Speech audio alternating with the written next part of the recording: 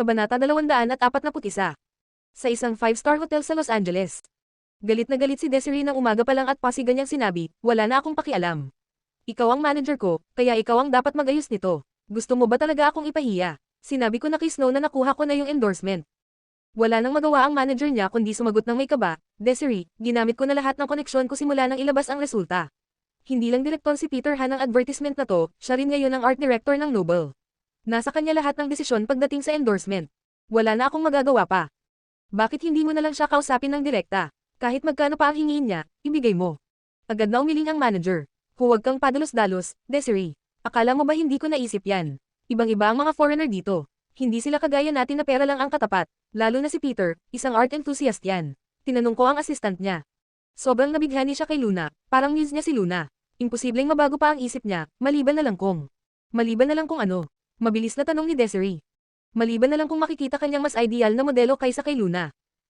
Totoo ang sinabi ng manager, pero nakapindot siya sa bagong sugat ni Desiree kaya bigla itong sumabog. Kung kaya ko yun, edi sana hindi na kita kailangan, di ba?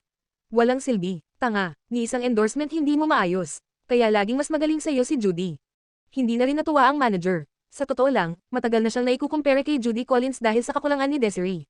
Ilang taon na siyang nag-invest ng pera at resources, pero hanggang ngayon wala pa ring maipagmamalaking award si Desiree. Biglang tumunog ang doorbell. Binuksan ng manager ang pinto at laking gulat niya sa bisita. Miss Windsor, anong ginagawa niyo rito? Ano, si Snow. Mabilis na lumapit si Desiree sa pinto at laking gulat niya nang makita si Snow sa labas. Snow, anong ginagawa mo rito? Pasok ka. Umupo si Snow sa sofa at saka tumingin kay Desiree. Narinig ko na tungkol sa endorsement ng Noble. Nanlambot ang mukha ni Desiree. Pasensya ka na, Snow, nasayang ko ang pagkakataon na binigay mo sa akin. Kinawian siya ni Snow na maupo sa tabi nito at marahang nagsalita, huwag mong sisihin ang sarili mo, Desiree. Hindi mo naman ginusto ito. Hindi mo kasalanan. Tinitigan siya ni Desiree, saka may naisip, Snow, bakit hindi ikaw na lang ang kumausap kay Director Han?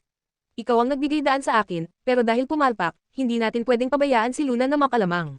Sa talento mo, siguradong matatalo mo siya. Pero umiling si Snow, tila malamig ang boses. Hindi lang ito tungkol sa talento. Mahilig gumamit ng maduming paraan si Luna. Tayong mga inosente, wala tayong laban sa kanya. Kasalanan ko rin ito, kung nalaman ko lang nasasali pala si Luna sa audition, sana naipaalala ko sa iyo na mag-ingat. Ang totoo, hindi man lang siya nakalusot sa unang round ng audition, at nagsinungaling lang siya para hindi mapahiya. Bukod pa roon, nagamit pa niya ang pagkakataon para makuha ang loob ni Desiree, isang tirang tumama sa 2 ibon. Kung kakausapin niya si Peter ngayon, tiyak na malalaman nito na hindi siya nakapasa sa pinakaunang screening pa lang.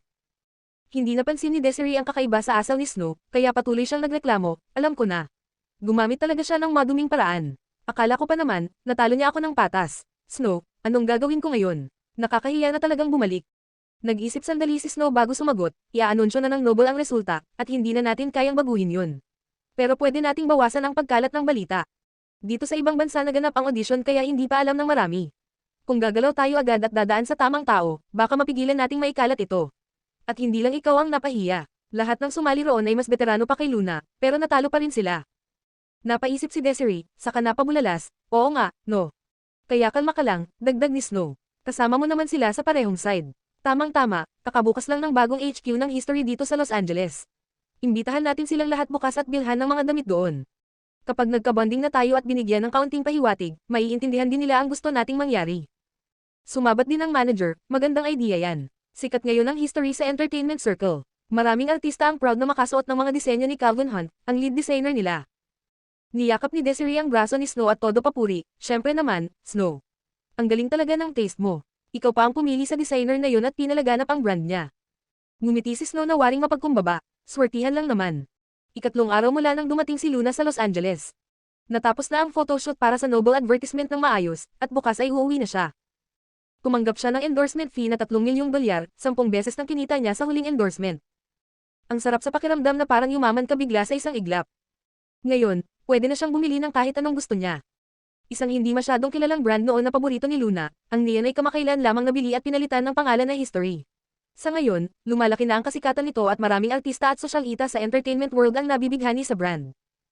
Medyo nalungkot si Luna na ang dating secret treasure niya ay naging mainstream na, pero syempre, masaya rin siya para sa brand.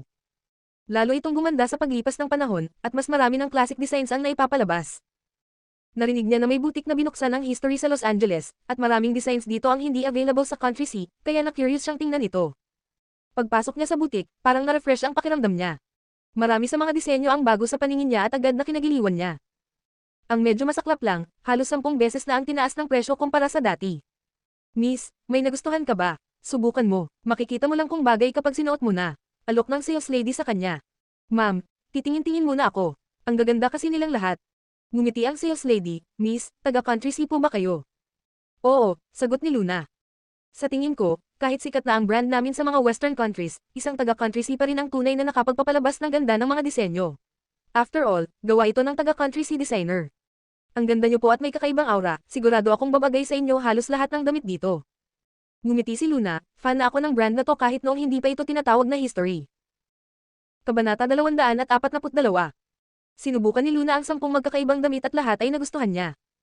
Sa huli, pinili niyang bilhin ang lahat ng ito nang walang pag-aalinlangan. Tulad ng inaasahan, ang pinakamainam na solusyon kapag nahaharap sa problema ng sobrang pagpipilian ay, ang maging mayaman. Kung kaya mo namang bilhin lahat, bakit mo pa kailangang mamili ng isa lang? Isa sa mga paborito niya ay isang retro-themed na damit. Ipinabalot niya ang mga nabili at agad niyang isinuot ang naturang damit. Tuwang-tuwa ang sales lady sa malaking benta kaya abot tay nga ang ngiti habang sinasabi, "Salamat po sa inyong pamimili. Balik po kayo ulit." Bitbit ang mga paper bags, papalabas na sana si Luna nang bigla niyang makita ang isang grupo ng mga artista na papasok sa butik. Pinangungunahan ni Desiree, at ang babaeng nakasuot ng mahabang mint green dress sa tabi ni Desiree, ay si Snow. Hindi niya nakita si Snow sa audition ng Noble kamakailan, kaya't nagtataka siya kung bakit ito narito ngayon. Biglang nagkagulo ang mga sales lady at pati ang manager ng butik ay agad sumalubong at yumuko kay Snow. "Welcome back, Mistress." Kumunat ang noo ni Luna. "Mistress." Dahil palabas na siya, napansin agad ng buong grupo ang presensya niya sa may pintuan.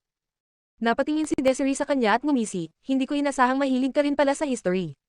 Lumapit si Snow kay Luna, kunwari mabait. "Luna, hindi ko alam na pupunta ka pala rito. Sana nagpaalam ka muna sa akin para nasabihan ko sila na bigyan ka ng discount." Lalong kumunat ang noo ni Luna. Siya ba ang bumili ng Nien?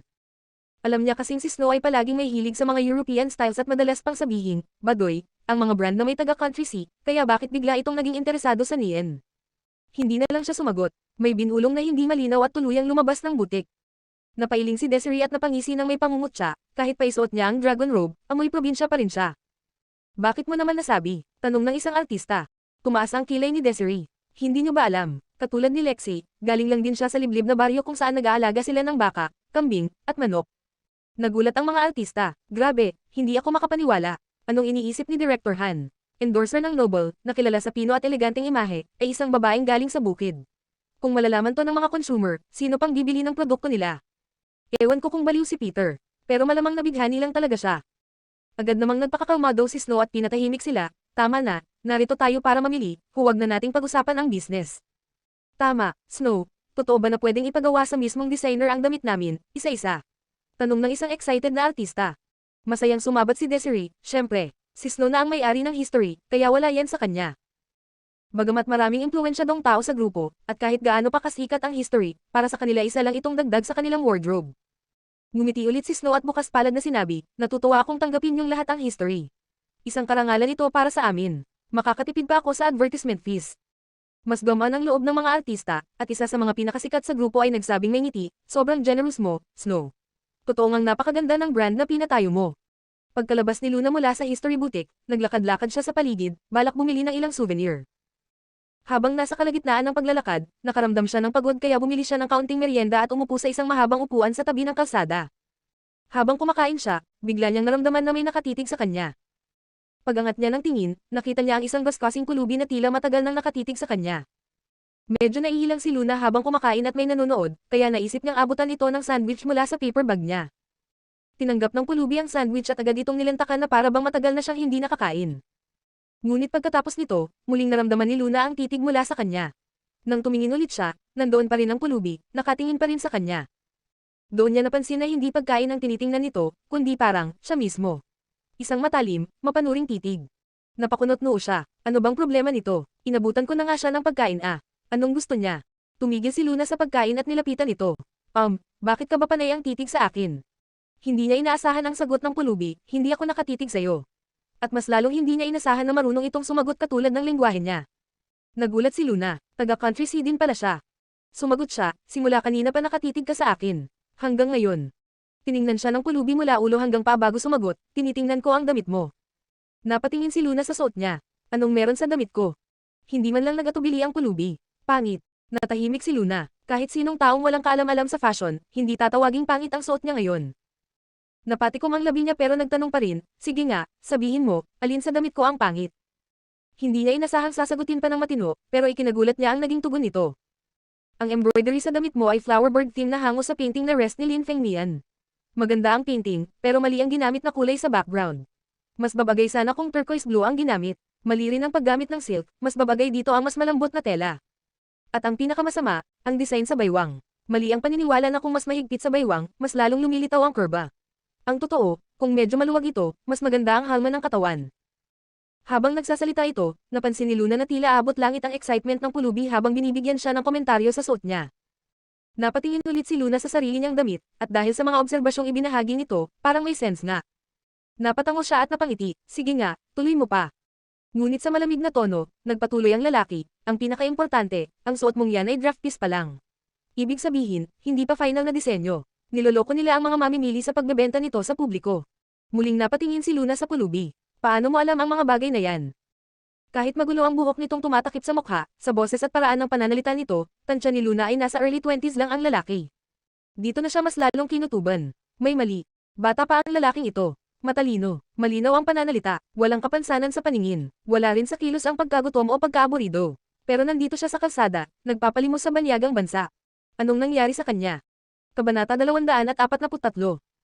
Nang marinig ng pulubi ang tanong ni Luna, tila bigla siyang napatigil. Tumahimik ito at humiga na lang sa sahig, iniiwas ang tingin sa kanya. Pinagkrus ni Luna ang mga braso at pinagmasdan siya sandali bago umalis. Nang marinig ng pulubi ang papalayong yabag ni Luna, dahan-dahan niyang iminulat ang kanyang mga mata at tinitigan ang mga shopping bag na iniwan nito na may logo ng history. Makalipas ang ilang sandali, may mga papalapit na yabag. Agad niyang ibinaba ang ulo at pumikit na parang walang malay. Nang tumigil ang mga yabag sa harap niya, marahan niyang inalog ang lata niyang may kaunting barya, umaasang may ibibigay. Pero sa halip na barya, isang malakas na thump ang narinig niya sa tabi niya. Pagmulat niya ng mata, isang latang beer ang nasa harap niya. Agad siyang umupo at dinampot ito, halos maramdaman agad ang malamig na sensasyong dumadaloy sa tuyong lalamunan niya. Nang tumingin siya pataas, nakita niya si Luna na nasa harap niya ulit. May dala pa itong 12-dosenang lata ng beer. Ano to? Tanong niya, nag-aalangan. Libre yan galing sa akin, sagot ni Luna, may maliwanag ng ngiti. May alak ka, at kapalit nun, gusto kong makarinig ng kwento. Fair deal, di ba? Sabay latag ng mga dyaryo sa sahig at umupo. Binuksan ng pulubi ang beer at agad na nilaklak ito habang tumatanggi, wala akong ikukwento. Ngunit ngumiti lang si Luna. Kalmado, alam niyang unti-unting lalambot ang dila nito sa tulong ng alak. Hindi naman siya likas na usisere, pero kapag may isang bagay na kinagiliwan niya, kailangang malaman niya ang lahat tungkol dito. At hindi nga siya nagkamali. Pagkatapos ng 3 lata ng beer, nagsimula na itong magsalita. Iwinagayway ni Luna ang isa pang lata sa harap ng mukha nito. Uulitin ko, paano mo alam lahat ng yan tungkol sa damit ko? At paanong alam mong incomplete design ito? Medyo lutang, sumagot ang pulubi, syempre alam ko, anak ko yan. Ha, anak mo. Ninakaw nila ang mga anak ko. Ha, sinong Naila? Sinong nagnakaw ng anak mo? History, ninakaw nila ang niyen ko. Ha, kilala mo pa ang niyen?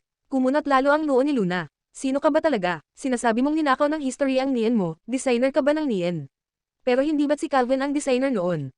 Mas lalong na-curious si Luna at muling iniabot ang panibagong lata. Sige, inom pa tayo. Nilaklak pa ng pulubi ang 2 lata at nagsalita ulit, ako ang designer ng niyen, ako lang. Napataas ang kilay ni Luna. At talaga, at ako naman ang Diyos, sarkastikong tugon niya. Biglang dumilim ang mukha ng pulubi at napasigaw, bahala ka. Ngunit ngumiti lang si Luna at may naisip. Kinuha niya ang phone niya at binuksan ang album ng mga picture kung saan suot niya ang iba't ibang niyen outfits. O siya, kung sinasabi mong ikaw lang ang designer ng niyen, edi papatunayan mo. Lahat ng damit sa album na to ay mula sa niyen. Sabihin mo kung anong collection, anong taon, at kailan ni-release. Kung totoo kang designer, dapat kabisado mo yan. Tumingin ang pulubi sa album at, sa isang iglap, parang may muling nabuhay sa mga mata niyang dati wala ng sigla. Maganda, ang ganda talaga, may nararapat ng may-ari. Napangiti si Luna. Ayan, at least may maganda rin siyang nasabi. Biglang tila natauhan ang pulubi. Naging mas alerto ang tingin nito habang pinipindot ang isa sa mga larawan. Hik, hawak mo rin to, tanong niya na may pananabik. Napatingin si Luna sa screen. Isang eleganteng midnight blue dress na may silver threaded embroidery at translucent shawl, isa sa mga paborito niyang piraso. Tumanggo siya. Oo naman. Bakit? May kwento ba yan? Ang titig ng pulubi ay puno ng damdamin, may halong kirot at pagkamangha. Yan ang pinakauna kong design. Ginawa ko yan para sa. Itinuloy ni Luna ang pagtingin sa kanya, mas interesado pa sa kahit anong advertisement shoot na naranasan niya. Ito ay mula sa unang spring collection noong nagsisimula pa lang ang Neon Studio.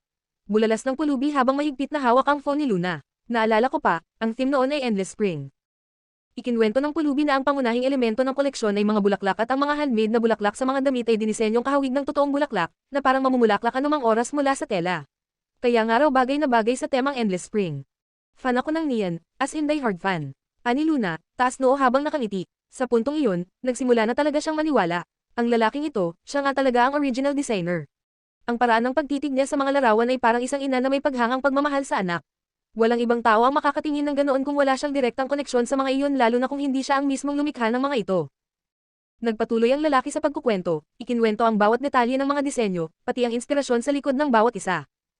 Maya-maya, napaupo ito sa sahig habang hawak pa rin ang phone, nanginginig at umiiyak. Ang Neon ko, ang mahal kong Neon. Lumuhad si Luna sa tabi niya at mahinang tinapik ang likod nito.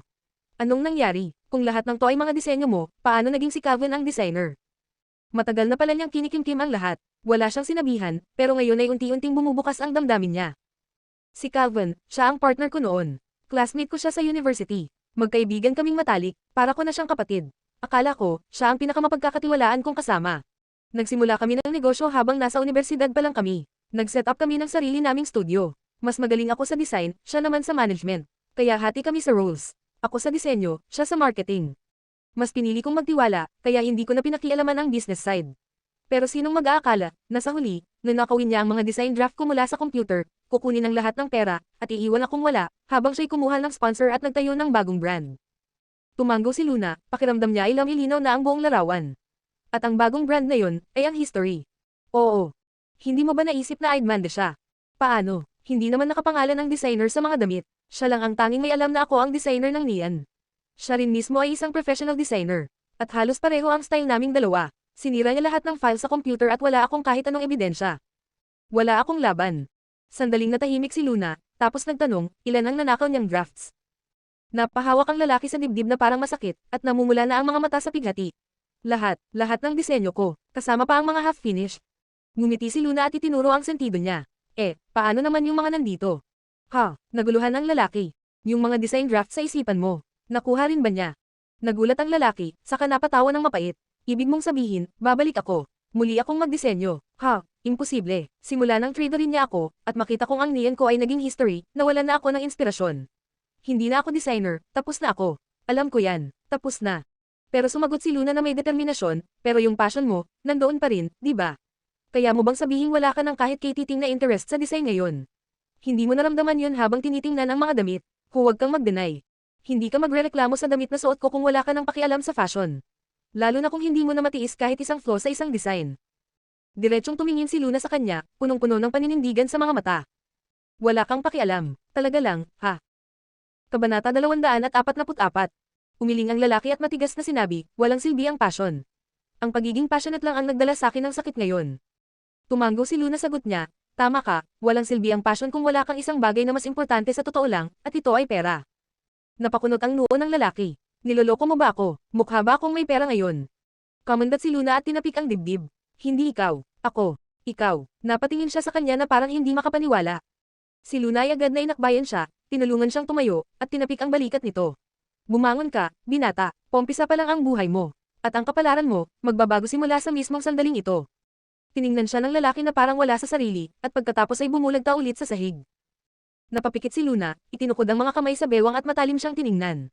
Ano, hindi ka naniniwala? Fine, sasabihin ko na ngayon na seryoso ako. Gusto ko talaga ang mga disenyo mo at alam mong hindi ako nagsisinungaling, kitang-kita mo naman na binili ko halos lahat ng gawa mo. Kaya eto na, opisyal kong inaalok sa iyo ang isang collaboration. Interesado ka ba? Napalingon sa kanya ang lalaki, gulat na gulat at puno ng pagtataka ang mga mata. Makikipag-collaborate ka sa isang pulubi.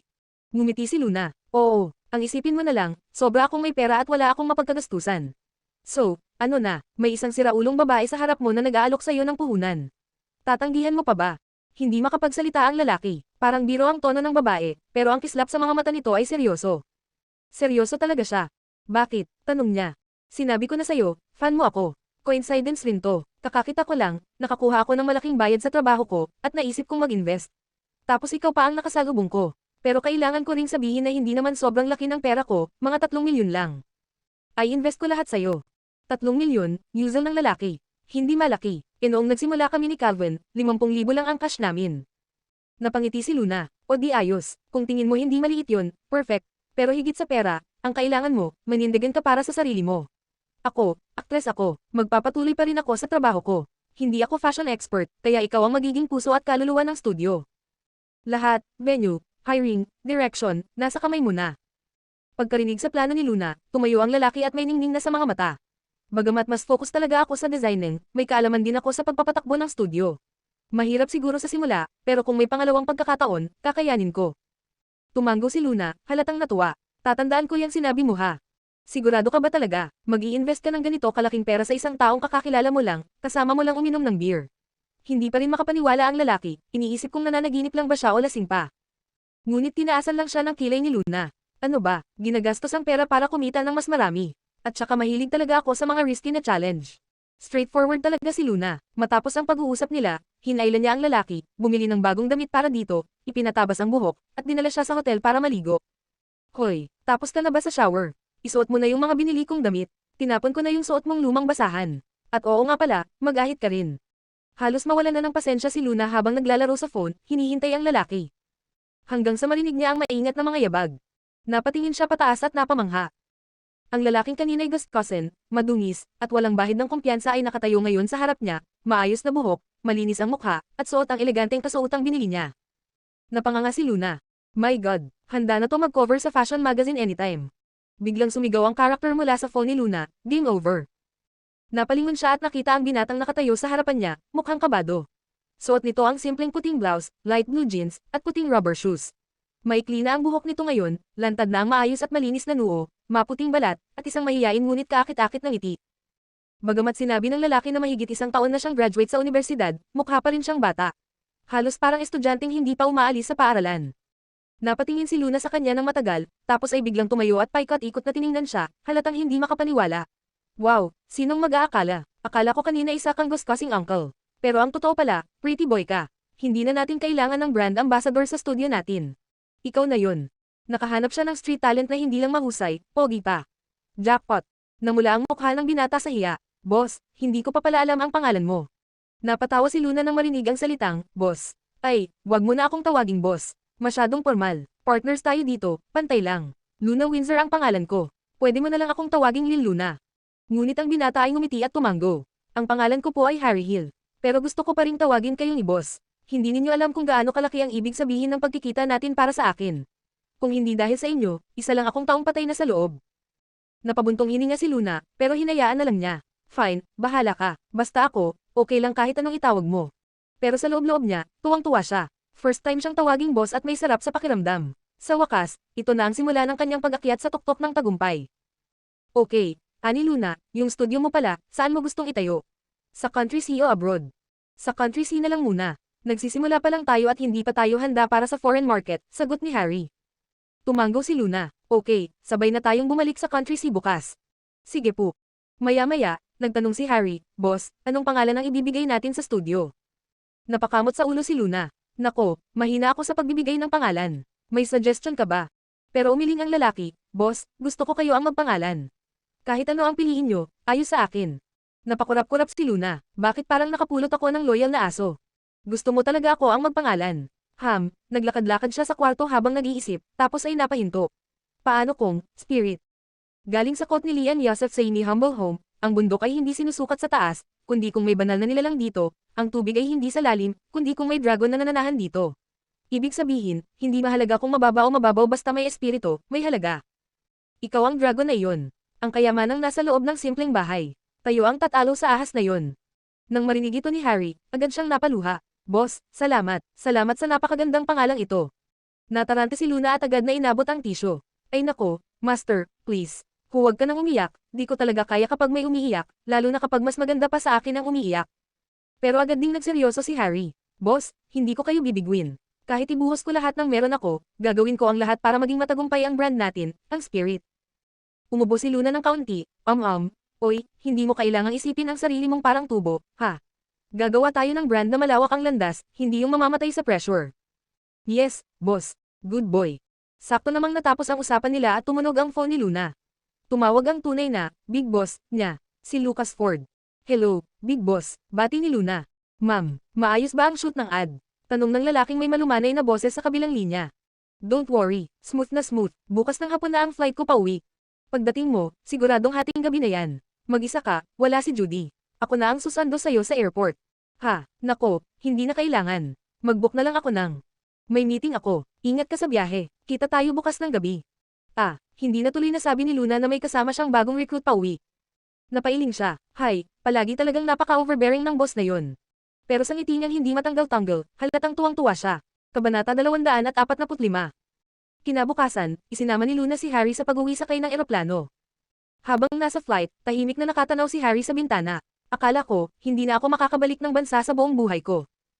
Nakasando si Luna, nakapatong ang ulo sa kamay habang kinukuyakoy ang isang binti.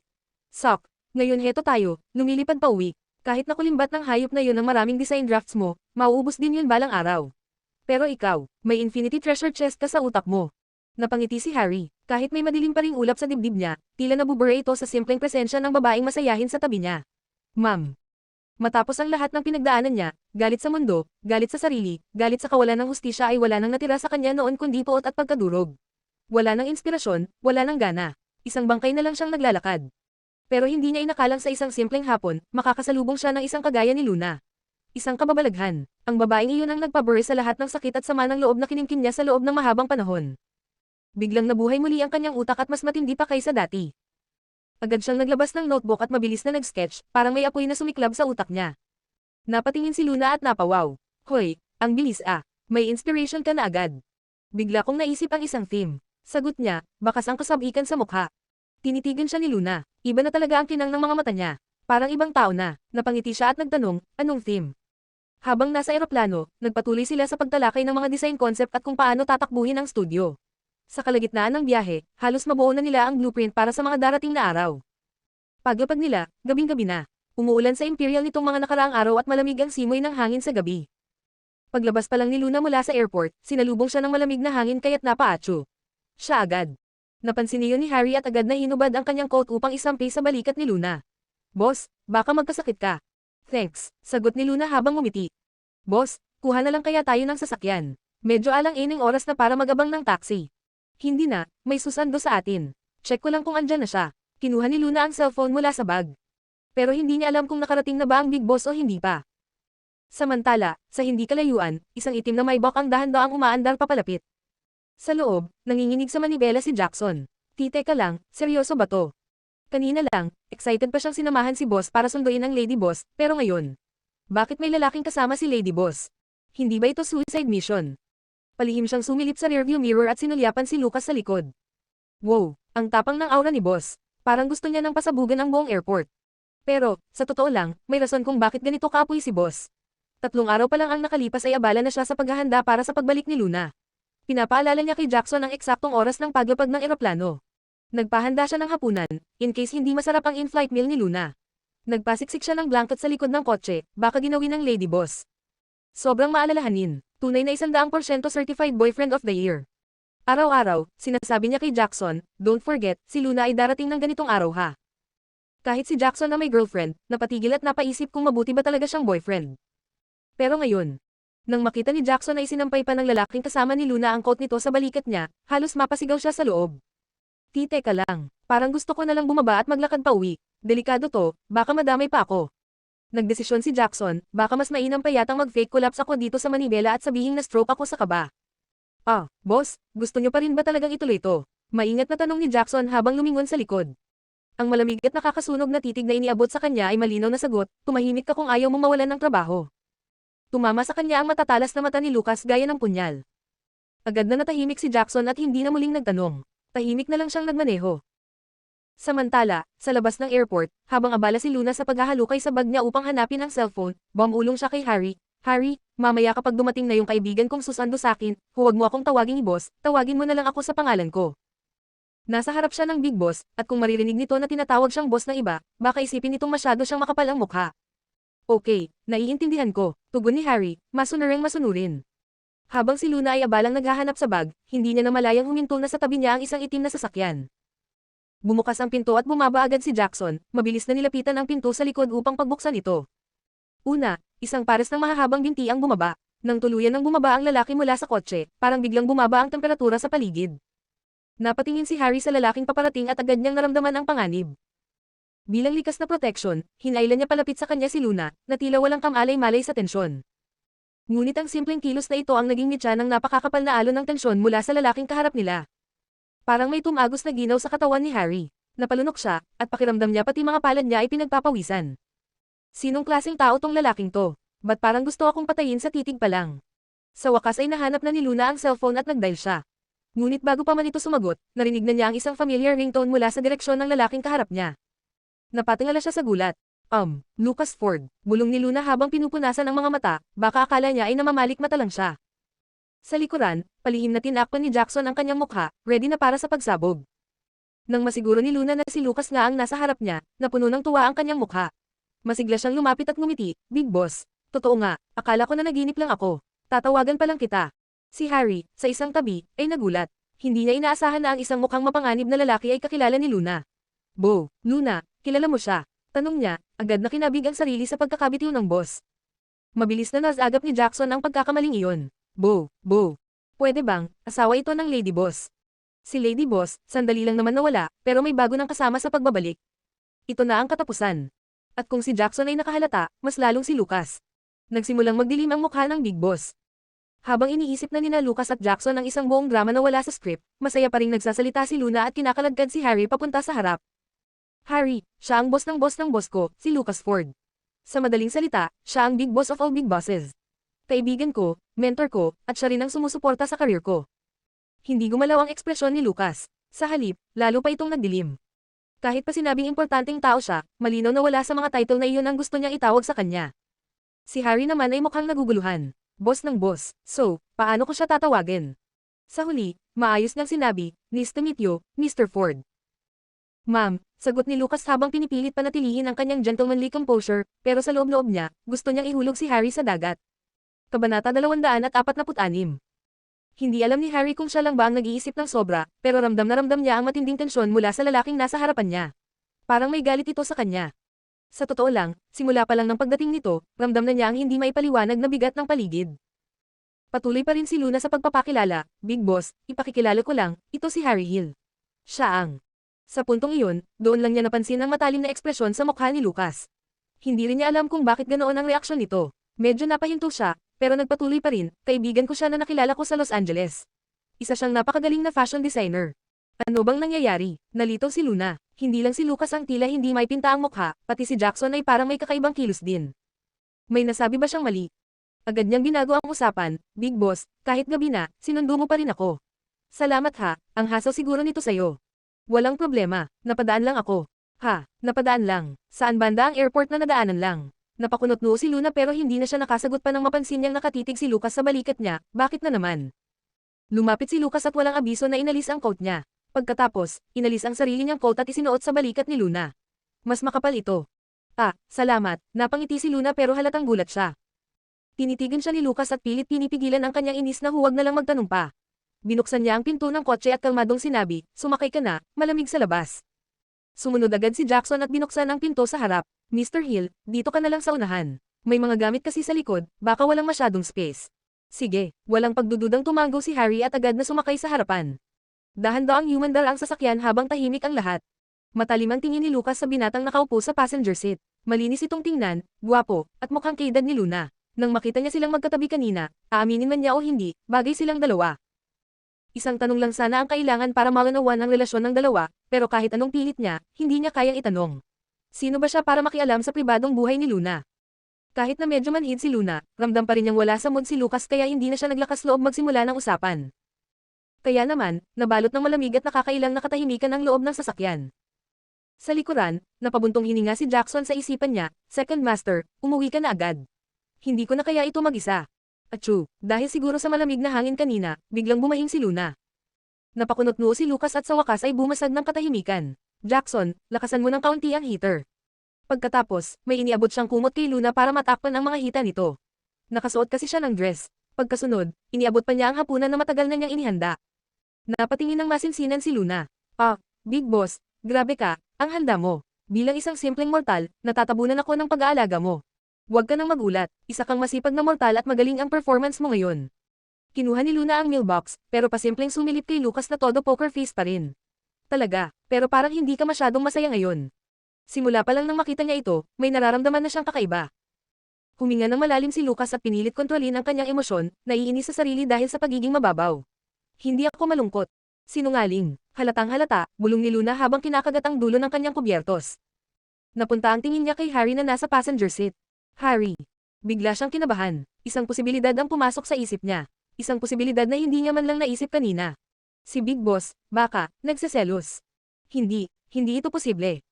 Ipinakilala na niya si Harry bilang bagong kaibigan lang, hindi ba? Kalimutan na nga, kaysa manghula lang ako, mas mabuti sigurong subukan ko siya. Napaisip si Luna, saka ngumiti ng palihim. Big Boss, hulaan mo nga kung paano kami nagkakilala ni Harry. Habang nagsasalita, sinamantala ni Luna ang pagkakataong lihim na pinagmasdan ang reaksyon ni Lucas. Talagang, totoo nga, nagseselos siya. Nang makita niyang hindi na maitagong muli ni Lucas ang pagkasimangot nito, napailing si Luna at tinakpan ang mukha habang tumatawa. Sa isip niya, si Lucas ay palaging matayog, makapangyarihan, at punong-puno ng karisma at kahinahunan. Isang halijing hindi matitinag, kaya ang makita siyang nagseselos sa isang dating kulubi. Hindi niya inakalang posibleng mangyari iyon kahit kailan. Okay, fine, kasalanan niya rin. Nakalimutan niyang pagkatapos ayusin at bihisan, si Harry ay talagang mukhang modelo. Guwapo, stylish, at siguradong pantasya ng maraming babae. Paano nga? Tanong ni Lucas, ang tono niya ay halatang gusto niyang malaman pero at the same time, parang ayaw din. Napakakomplikado ng ekspresyon niya. Nakapatong ang baba ni Luna sa kamay habang pinagmamasdan ang hitsura ng Great Demon King. Habang tumatagal, lalo siyang naaaliw. Ang cute naman nito, gusto ko na lang siyang yakapin at halikan. Siya yung pulubing napulot ko sa kalye. Napulot mo sa kalye. Halatang nagulat si Lucas sa sagot niya. Oo, haha, hindi mo in-expect no. Narinig ni Harry ang usapan habang nasa passenger seat at natawa na lang, kung hindi dahil kay Lil Luna, baka nasa kalsada pa rin ako sa Los Angeles at Namam Alamos. Pagkarinig nito, parehong napatigil si Lucas at Jackson, halatang gulat na gulat. Lalo na si Jackson, sa isip niya ay puno ng mga imahinasyon ng isang foreign love affair na may matinding chemistry, tapos dinala pa uwi ang kasintahan. Hindi niya inasahang ganito pala ang nangyari. Tunay nga, si Lady Boss ay walang kasing sabog. Hindi talaga applicable ang normal na logic sa kanya. Nang makita ni Luna na medyo bumaba na ang tensyon kay Lucas, nagsimula siyang ikwento kung paano sila unang nagkakilala ni Harry. Pagkatapos ng shoot ng commercial, excited akong mamili. Suot ko pa yung bagong dress ko. Tapos bigla na lang may lumapit sa aking pulubi at isang salita lang ang sinabi, pangit. Grabe, gusto ko siyang sabunutin sa inis. Detalyado at animated ang pagkukwento ni Luna habang si Lucas naman ay tahimik lang na nakikinig, pero focused at interesado. Sumasagot siya sa tamang timing, nagtatanong paminsan-minsan, at iniimbitahan pa si Harry na magdagdag sa kwento. Sa isang iglap, ang atmosphere sa loob ng sasakyan ay parang mula taglamig ay naging tagsibol. Huminga ng malalim si Jackson. Sa wakas, tapos na ang krisis, nakaribot na ulit ang logic ng boss ko. Kaya hindi lang siya basta bagong kaibigan, siya rin ang magiging business partner ko. Plano naming magtayo ng fashion design studio. Ako ang magpopondo, siya ang gagawa ng designs. Sa wakas, bumalik sa normal ang ekspresyon ni Lucas. Kaya pala sabay silang bumalik ng bansa. Bakit bigla mong naisip ang magtayo ng studio? Tanong ni Lucas. Syempre, para sa'yo. Bukod sa pag-arte, bigla siyang nagkaroon ng bagong ambisyon at ang dahilan ay walang iba kundi siya. Napaisip si Luna sandali bago sumagot, well, hindi naman siya biglaan talaga. Noon pa gusto ko na to.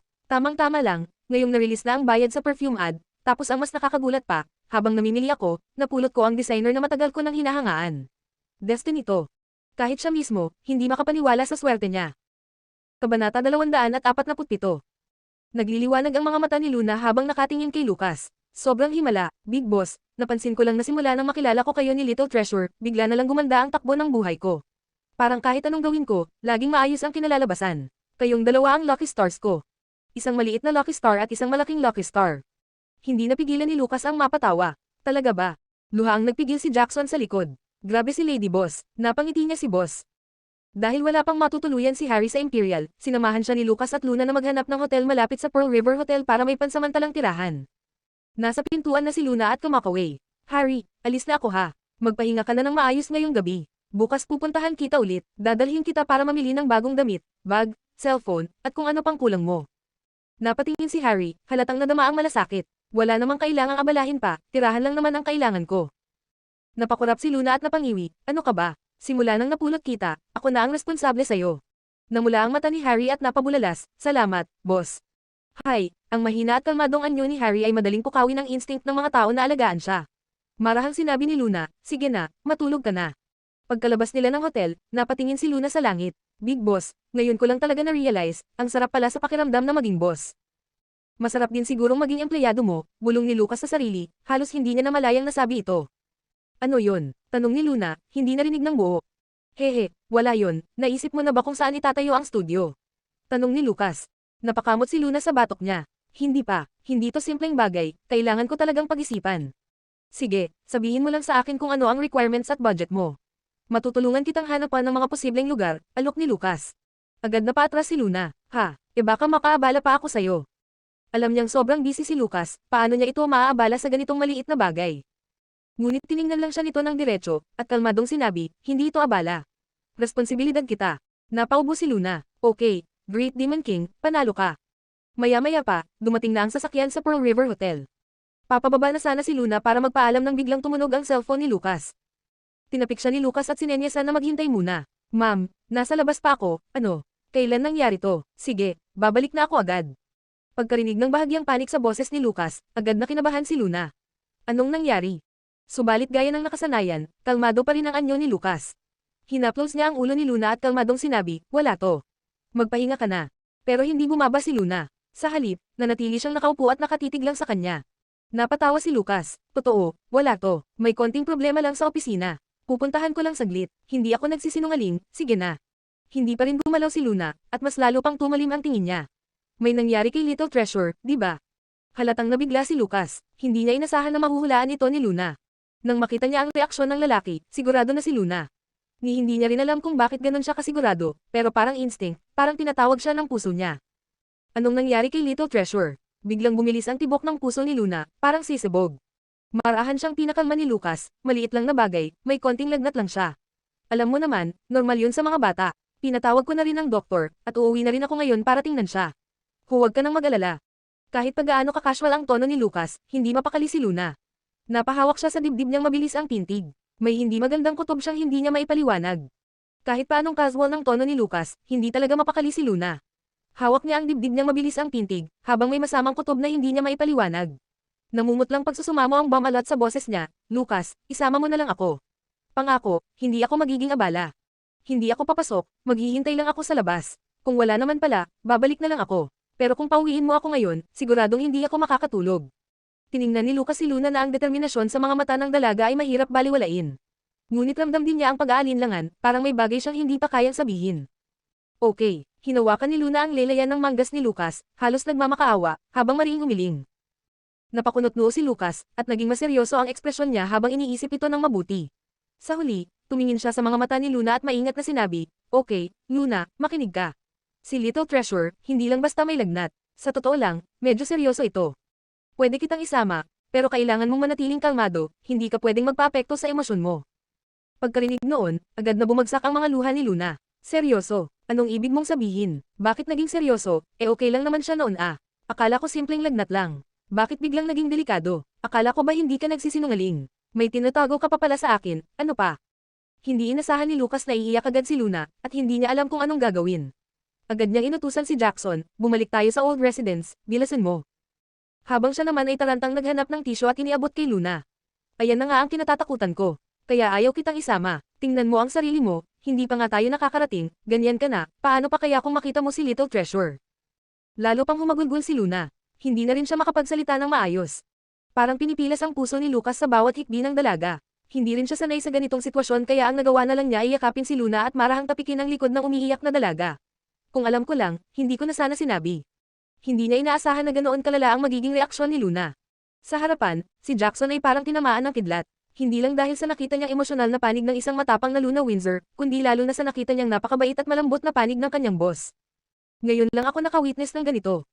Pero higit sa lahat, ang pinakanakagulat ay ang damdamin sa pagitan ng dalawa. Tulad ng isang mag-asawang balisa at nag-aalala sa kanilang anak. Walang kahit kititing na pagkailang o pagkakaibang naramdaman si Jackson sa tagpong ito. Samantala, si Luna ay nanlumo sa sarili. Bakit ba noon, saglit ko lang nakita si Little Treasure bago agad akong umalis? Bakit hindi ko siya binigyang pansin? Bakit pinili kong umiwas sa kanya, alang-alang sa dalawang matanda? Bakit hindi ko pinilit ang sarili kong lumapit pa? Matapos ang matagal na pag-iyak, unti-unting kumalma si Luna. Huminga siya ng malalim at nakiusap, Lucas, huwag ka nang maghihim pa. Gusto kong malaman ang totoo. Tumugon si Lucas, kung ganun, kailangan mong mangakong hindi ka naiiyak. Hindi ko mapapangako yan. Napabuntong hininga si Lucas at tinakpan ang mukha gamit ang mga kamay niya. Sa huli, napilitang magkompromiso. Maingat at banayad ang tono niya habang nagpapaliwanag, sa totoo lang, dati pa to. Simula noong insidenteng nangyari kay Little Treasure. May mga panahong bigla siyang nagkakaroon ng ganitong kondisyon. Isa sa mga sintomas ay ang matinding lagnat. Pero ang pagkakaiba sa normal na lagnat, itong sa kanya, hindi basta-bastang bumababa ang init. Kahit anong gawin, hindi talaga bumababa ang lagnat niya. Kabanata 248. Napatingin si Luna kay Lucas, tila tulala. Paano nangyari to? Agad siyang pinakalma ni Lucas, simula nung huling beses na nangyari ito, 6 na buwan na ang lumipas at hindi na naulit. Baka naman ngayon, simpleng lagnat lang ulit to, kaya huwag ka masyadong mag-alala. Pero sa puso ni Luna alam niyang hindi lang basta lagnat to. Kung simpleng lagnat lang, hindi ganun ang tono ni Lucas kanina. Jackson, ihinto mo ang sasakyan, biglang sigaw ni Luna. Napapitlag si Jackson pero alam niyang kahit hindi niya sundin ang boss, hindi siya maaaring sumuwi kay Lady Boss. Agad niyang ipinarada ang sasakyan sa gilid ng kalsada. Miss Windsor, bakit po? Wala nang sinabi si Luna. Bumaba siya, lumibot sa unahan, at binuksan ang pinto sa driver's seat. Ikaw na sa likod. Ha, gulat na tanong ni Jackson. Pero hindi na siya binigyan ng pagkakataong tumanggi. Hinayla siya ni Luna sa kwelyo at pilit siyang pinasok sa likod ng kotse. Pagkaupo niya sa driver's seat, agad niyang inapakan ang gas. Yumalulong ang makina habang ang kotse ay bumulusok na parang kidlat sa kalsada. Hindi alam ni Jackson kung paano magre-react. Para siyang mababaliw sa takot habang mahigpit na kumapit sa mga hawakan. Tinitigan niya si Luna sa takot. Ilang segundo lang ang nakalipas, umiiyak itong parang helpless na kuneho, ngayon, isa na siyang reyna ng bilis. Pwede bang magbabalaman lang? Tahimik lang si Lucas sa tabi, pinagmamasdan ang galit at desperasyon ni Luna. Gusto sana niyang magsalita, pero pinigilan na lang ang sarili. Sige, bilasin mo, mas mabuti na ring maipakita mong mahal mo siya. Walang humpay sa pag-overtake ang kotse, bawat liko ay mabilis at asintado. Si Jackson ay namumutlan at nahihilo. Umaasa siyang susuyuan ng boss si Luna para bumagal, pero paglingon niya. Ang nakita lang niya ay ang puno ng pagmamahal at pangunawang tingin ni Lucas sa dalaga. Ilang minuto pa, at narating na nila ang old residence. Ang bilis ng takbo ng sasakyan ay parang 400 kilometers per hour na at papalapit na sila sa gate. Hindi na kinaya ni Jackson kaya napapikit na lang siya at nagdasal. Pero sa huling segundo, pinindot ni Luna ang emergency brake. Huminto ang kotse, eksaktong kalahating metro bago tumama sa gate. Agad siyang lumingon. Lucas, dali, pumasok ka na. Sige, hintayin mo lang ako dito. Bumaba si Lucas at mabilis na pumasok sa bakuran ng bahay, na maliwanag ang lahat ng ilaw. Sa likod, halos gumapang palabas ng sasakyan si Jackson. Pagkababa niya, niyakap ang pinakamalapit na puno at nagsuka ng lahat ng kinain niya. Sa loob ng sala, lahat ay halatang balisa. Si Lawrence ay hindi mapakali, habang si Cassandra ay iyak ng iyak. Nang makita nilang dumating na si Lucas, para bang nakabalik ang gulugad ni Cassandra. Mabilis siyang lumapit. Lucas, sa wakas nandito ka na. Dalhian mo, puntahan mo si Little Treasure. Walang sinayang na oras si Lucas. Agad siyang pumasok sa silid ni Little Treasure at ang bumungad sa kanya ay ang batang nakahiga sa kama, kasing putlo ng papel, tuyong-tuyo ang labi, at nanginginig ang maliit na katawan. Napapaligiran ito ng mga doktor, halatang lahat ay nag-aalala.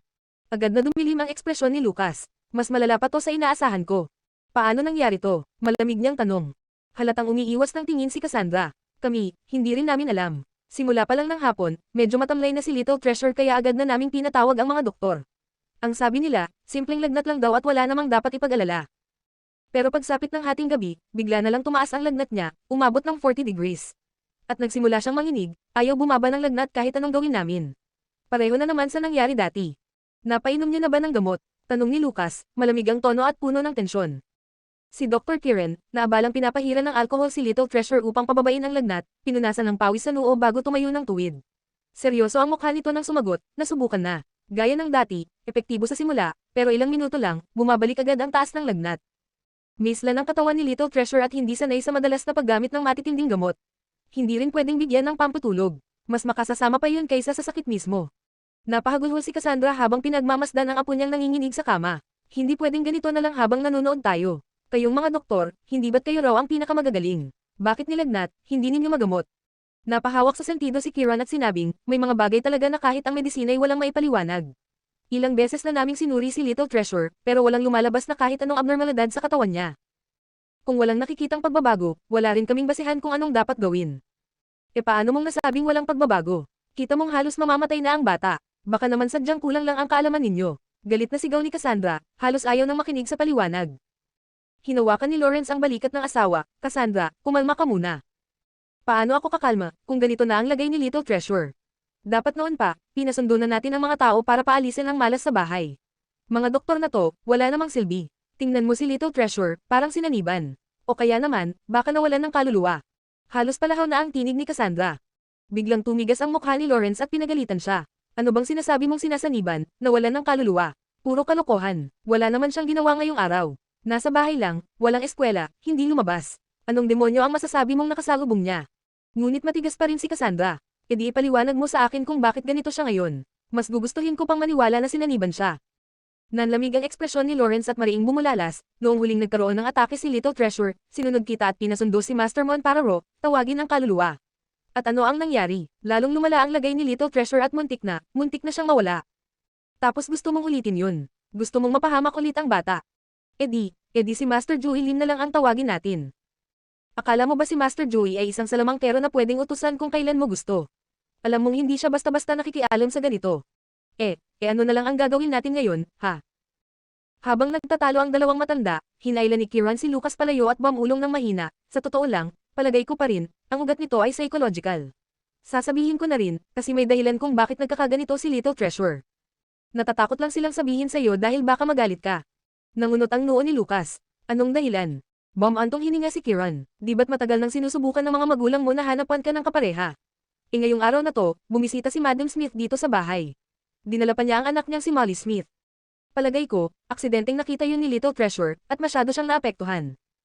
Biglang nanggalit ang litid sa leeg ni Lucas sa inis. Pamilya ko pa mismo ang pinagmulan ng lahat ng ito. Ngunit dahil takot na rin ang dalawang matanda, na parabang sila rin ay magkakasakit sa kaba, hindi niya kayang sumbatan pa sila. Ang importante ngayon ay si Little Treasure. Tawagin mo na si Luna. Baka siya lang ang makapagpagaling sa bata, huling suhestyon ni Kieran. Pero mariing kumunat ang noo ni Lucas. Kung tatawagan ko siya ngayon, baka imbes na isa, dalawa na ang pasyente natin. Kanina pa lang, halos hindi na makayanan ni Luna ang narinig tungkol kay Little Treasure. Paano pa kaya kung makita niya ito ng personal? Panata 249. Napakamot ng ilong si Kieran matapos mapagalitan. Pero wala na tayong ibang mas maayos na opsyon ngayon. Napabuntong hininga siya, alam niyang kahit siya ang nagsabi ng suhestyon, hindi madali ang gawin ito. Bago pa niya mabanggit si Luna, kinailangan pa niyang labanan ang sariling pagdududa. Sa huli, kahit isa siyang psychologist, kinailangan pa rin niyang umasa sa isang taong wala sa propesyon nila. Napapailing siya sa sarili, nakakahiya man aminin, pero ito na lang ang natitirang pag-asa. Habang lumalala ang lagay ni Little Treasure, halos himatayan na si Cassandra sa sobrang pag-iyak. Si Lawrence man, ay halatang hindi na rin kayang panatilihin ang kanyang katatagan. Napamura ng mahina si Lucas, saka kinuha ang kanyang telepono. Sa wakas, tumawag na siya kay Luna. Luna, Lucas, kumusta na si Little Treasure? Okay lang ba siya? Hindi ba malala? Sunod-sunod ang tanong ni Luna, halatang puno ng kaba at pagkataranta. Hindi alam ni Lucas kung paano sasabihin ang totoo. Ikaw na lang ang pumunta rito. Hintayin mo ako, lalabas ako para sunduin ka. Pagkababa ng tawag, mabilis na lumabas si Lucas ng bahay. Nang makita siya ni Cassandra, agad itong nataranta. Lucas, sa ganitong lagay ni Little Treasure, saan ka papupunta? Wala siyang sinagot, tahimik lang siyang patuloy na naglakad palabas, mabilis ang hakbang, hindi man lang lumingon. Sa labas ng courtyard, naglalakad-lakad si Luna pabalik-balik. Panay ang tingin niya sa loob ng bakuran, halatang hindi mapakali sa kaba. Hanggang sa makita na rin niya sa wakas ang anino ni Lucas. Bago pa man siya makapagsalita, binuksan na ni Lucas ang gate at mahigpit siyang hinawakan sa kamay, walang sinabi, diretsyong hinayla siya papasok. Napatulala si Luna, ramdam niya agad mula sa pagkakahawak ni Lucas kung gaano kabigat ang sitwasyon sa loob. Ang lagay ni Little Treasure, baka mas malala pa sa inakala ko. Isang malamig na takot ang unti-unting gumapang mula sa kanyang mga papaakyat sa puso. Sa mga oras na iyon, paguluhan ng bomb alot sa loob ng silid ni Little Treasure. Maya-maya, narinig ang mga yabag ng paa mula sa hallway. Lumingon ang lahat, at doon nila nakita si Lucas na may kasamang babae. Agad na nagbago ang ekspresyon ni Lawrence, nag-aapoy sa galit. Bakit mo siya dinala rito? Gusto mo bang lalong lumala ang lagay ni Little Treasure? Para kay Lawrence, si Luna ay parang mas masahol pa sa mangkukulam o espiritista. Kahit hindi masaya si Cassandra sa pagdating ni Luna, hindi ito kasing lala ng reaksyon ng kanyang asawa. Ngunit wala na rin siyang gaanong rasyonalidad. Tuluyan ng nilamon ng emosyon. Napabuntong hininga si Lawrence, sabay sigaw, palabisin niyo siya agad. Hinawakan pa rin ni Lucas ang kamay ni Luna, at tila sisigat na siya nang bigla siyang pigilan ni Luna, umiling ito at marahang binawi ang kamay mula sa kanya. Ngunit sa gulat ni Lucas, hindi bumagsak sa harap ng tensyon si Luna. Ang kabaligtaran pa nga ang nangyari, tila mas lalo siyang naging kalmado, buo ang loob habang nakatitig sa nakahigang si Little Treasure. Hindi niya pinansin ang mga galit na salita ni Lawrence. Pagkabawi sa kamay ni Lucas, tahimik siyang lumapit sa kama ng bata. Kahit halatang isa siyang mahina at maamong babae, ang determinasyon sa kanyang mga mata ay matalim kaya't kahit ang mga doktor at alalay na narinig ang utos ni Lawrence na harangin siya, kusa silang nagbigay daan. Nang makita ito ni Lawrence, halos sumabog sa galit. Tumigil ka riyan. Anong akala mo sa ginagawa mo? Hindi niyo ba ako narinig? Sino nagsabing payagan siyang pumasok? Ngunit bago pa siya makalapit, mabilis siyang hinaranggan ni Lucas. Sa puntong iyon, lumuhad si Luna sa tabi ng kama ni Little Treasure. Mabilis niyang tinanggal ang coat na suot niya, sa kadahan-daang ipinasok ang mga kamay sa ilalim ng makapal na kumot ng bata, at maingat na niyakap ang mainit at nanghihina nitong katawan sa kanyang dibdib. Galit na si Lawrence, halos umabot na sa sukdulan ang kanyang inis nang makita ang babaeng ito na sobrang kapal ng mukha. Pinagsabihan na niya pero hindi man lang nakinig at ngayon basta na lang hinawakan si Little Treasure gamit ang, sa paningin niya, maduming kamay. Handa na siyang sumigaw, pero, hindi niya maipaliwanag kung bakit, bigla siyang napipi. Kahit sobrang taas na ng lagnat ng Little Bun, at halos wala na sa ulirat, nang maramdaman niya ang yakap ni Luna, tila kinilala ito ng kanyang kaluluwa. Agad niyang inabot ang lelayan ng damit ni Luna gamit ang mainit niyang maliliit na kamay at mahigpit itong hinawakan. Sakay dinikit ang kanyang mainit na mukha sa dibdib ng dalaga. Si Luna naman, na kanina'y pilit nagpapanatili ng kalmado, ay hindi napigil ang maduraj ang loob sa simpleng kilos na iyon ni Little Treasure.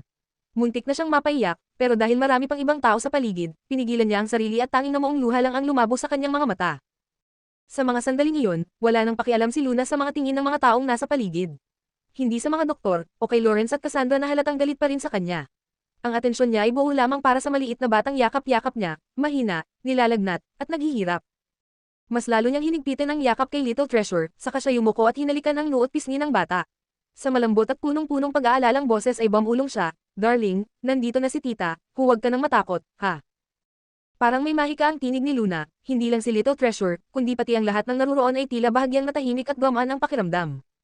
Nanatiling nakatayo si Lawrence, hindi makakilos. Nakalimutan niya ang galit niya sa loob ng ilang sandali. Nasa bisig ni Luna ang Little Bun, bahagyang nanginginig pa rin, pero kapansin-pansing nag-iba na ang ekspresyon sa kanyang mukha. Mula sa tila pinahihirapan sa isang masamang panaginip, ngayon ay mas payapa at kampante na ito.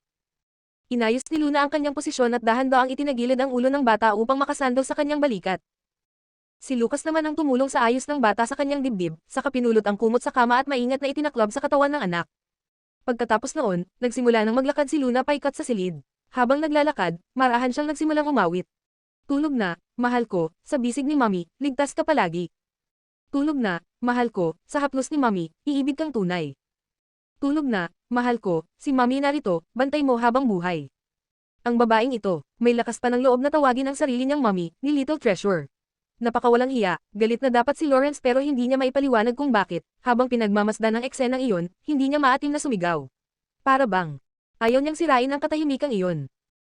Ang mga doktor at kasambahay sa gilid, lalo na ang mga babae, ay hindi napigil ang mapaluha habang pinagmamasdan si Little Treasure na nakasandal sa balikat ni Luna, na tila puno ng kapayapaan at pagmamahal ang kanyang munting mukha. Say, kawawa naman si Little Master. Lumaki ng walang pagmamahal ng isang ina. Sa totoo lang, sa ganitong oras, higit pa sa gamot ang kayang gawin ng isang yakap ng isang ina, isang halik, at isang awitin ng pagkalinga. Sa isip ng marami, kung totoong ang ina si Luna ni Little Master, sana nga. Ang perpekto sana ng lahat. Iba ang ekspresyon ni Cassandra habang pinagmamasdan ang tagpo. Nang makita niyang ang mahal niyang apo ay unti-unting kumalma sa balikat ng babae, ang katawan nitong kanina'y nanginginig sa sakit ay unti-unti nang tumitigil. Bigla niyang naalala ang mga salitang binitawan ni Master Joey Lim noon. Lagpas pa sa magandang kapalaran, lagpas pa sa magandang kapalaran. Kabanata 250. Hindi naman doktor si Luna, kaya wala talaga siyang alam sa paggamot ng sakit. Ang kaya lang niyang gawin ay ang buong pusong aliwin si Little Treasure sa abot ng kanyang makakaya. Pero bukod pa roon, may kakaibang koneksyon silang dalawa. Isang tahimik na ugnayang hindi rin lubos na maipaliwanag ni Luna. Kahit bahagyang gumalaw lang si Little Bun, umubo, sumimangot, o nagiba ang bilis ng paghinga, agad na nararamdaman ni Luna kung nasaan ang hindi komportableng parte. Aayusin niya ang kanyang posisyon, o sasabihan si Lucas na takpan muli ng kumot si Little Treasure. O kaya'y bubulong siya sa tenga ng bata upang iparamdam na naruroon lang siya. Bago dumating si Luna, kahit gaano pa kadaming tao ang umalalay kay Little Treasure, kahit gaano pa sila kabusy sa pag-aalaga, nanatiling balisa ang Little Bun habang nakahiga sa kama.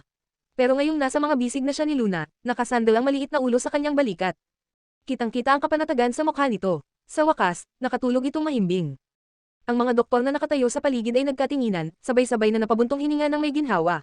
Ngunit nanatiling tahimik ang lahat, walang gustong gumawa ng kahit anong tunog na maaaring makagising sa bata. Kung may mangyari man kay Little Master ngayong gabi, baka talaga may mangyaring malala sa buong household. Ang pinakaseryosong bahagi ng kondisyon ni Little Treasure ay hindi lang ang mismong lagnat, kundi ang matinding emosyonal na tensyon habang nanghihina ang katawan niya. Kapag hindi siya nakatulog, magiging mahirap para sa katawan niyang makabawi kahit anong gamot pa ang ibigay. Pero malinaw na ang presensya ni Luna ang solusyon sa pinakaugat ng problema. Matagal nang yakap ni Luna ang Little Bun at walang sawa sa paghele nito, kaya napansin ni Lucas ang bahagyang pagbabago ng kilos ng mga braso ni Luna. Halatang napapagod na siya. Natural lang, sino ba naman ang hindi sasakit ang braso sa ganoong tagal? Agad inayos ni Lucas ang kama ni Little Treasure at tahimik na ini-signal kay Luna na pwede na niyang ihiga ang bata. Tiningnan muna ni Luna ang Little Bun sa kanyang mga bisig. Pantay na ang paghinga at mukhang tulog na tulog. Maingat siyang lumapit sa kama, yumuko, at dahan-daang inihiga si Little Treasure sa kama. Si Lawrence at Cassandra ay bahagyang kumalma sa tagpong iyon. Ngunit wala pang ilang segundo, biglang nanlumo ang kanilang mga mukha, pagkahiga pa lang ni Little Treasure ay bigla itong sumimangot muli at nagsimulang manginig. Nagising ulit si Little Treasure mula sa kanyang panaginip at nagsimulang manigas sa takot at lagnat. Ang dalawang matanda ay natigilan at hindi pa man nakakabawi sa una, muling inatake ang kanilang apo. Agad napansin niyon ni Luna at muli niyang niyakap ang Little Bun, hinaplos, at muling inawitan. Kahit litong-lito at walang kasiguraduhan, wala ni Kay titing na inis o pagod sa kanyang mga mata. Si Lucas man ay sobrang nag-aalala sa kalagayan ng anak, pero mas lalo siyang hindi mapakali sa nakikitang pagod ng kanyang asawa. Lumapit siya at marahang inupo si Luna sa kama. Bakit? Tanong ni Luna habang yakap pa rin si Little Treasure. Pero sa sumunod na segundo, nanlaki ang mata niya sa gulat. Lumuhad si Lucas sa harap niya at isa-isang tinanggal ang kanyang sapatos. Lahat ng naroon ay napatingin. Maging si Cassandra at Lawrence ay napako sa kinatatayuan.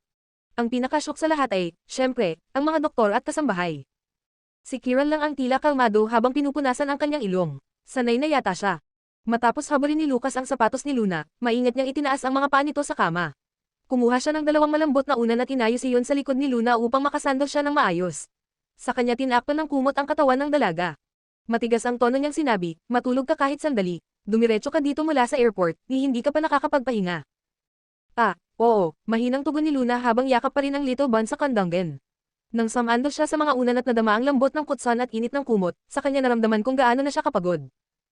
Ngunit kahit pagod, habang ang mahal niyang si Little Treasure ay mahimbing sa kanyang yakap, naramdaman niyang konti na lang, lalamunan siya ng antok.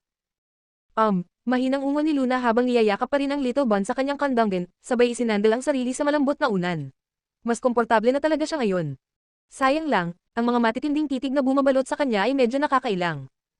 Mabilis na sumenya si Lucas ng isang matalim na tingin, at agad-agad namang natauhan ang lahat. Isa-isa silang lumabas ng silid na halatang kabado, pero sa kanilang mga isipan, iisa lang ang tanong, sino ba talaga ang babaeng ito na dinala niyang Master Ford? Hindi lang niya nagawang patahanan agad si Little Master pagdating pa lang niya, kundi pati ang Big Master na parang walang damdamin ay naging sobrang malumanay sa kanya. Pwede kayang, siya talaga ang totoong ina ni Little Master. Bulong ng isa sa mga maid na tila may biglang liwanag ng pagkaunawa sa mukha. Hindi naman posible, di ba sabi nila matagal nang patay ang totoong ina ni Little Master?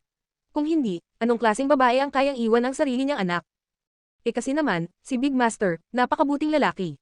Baka naman may mga bagay na hindi pwedeng sabihin ng basta-basta. Kayo, gusto niyo na bang maparehas? Ang lalakas ng loob niyong pag-usapan yan. Kapag nalaman to ni na Old Master at Madam Ford, yari tayong lahat. Single ng isa pang maid na may mas mataas na katungkulan. Agad namang natahimik ang buong grupo. Sa pamilya Ford, ang usapin tungkol sa ina ni Little Treasure ay isang tahasang mahigpit na panagbabawal. Dahil sa mahabang biyahe ni Luna at ang matinding pag-aalala niya kanina para sa Little Bun, sobrang pagod na talaga siya. Pero nandun pa rin sa loob ng silid ang dalawang matanda, sina Lawrence at Cassandra. Habang nakahiga siya sa kama at yakap ang bata, ramdam niya ang bigat ng presensya ng mga ito. Nakakailang, lalo pat tila nakabantay ang mga mata nila habang siya ay dapat magpahinga.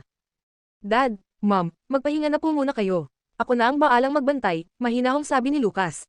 Nag-alinlangan si Lawrence habang pinagmamasdan ang kanyang mahal na apo na mahimbing na natutulog sa yakap ni Luna. Napakunot ang noo niya at tila may gustong sabihin, ngunit marahang kinabig siya ni Cassandra. Sige na, aalis na kami. Kapag may nangyari kay Little Treasure, agad mo kaming tawagin. Ma'am. Sa living room, nakakunot pa rin ang noo ni Lawrence habang kinakaladkad siya ni Cassandra palayo. Bakit mo ako pinilit umalis? Reklamo niya.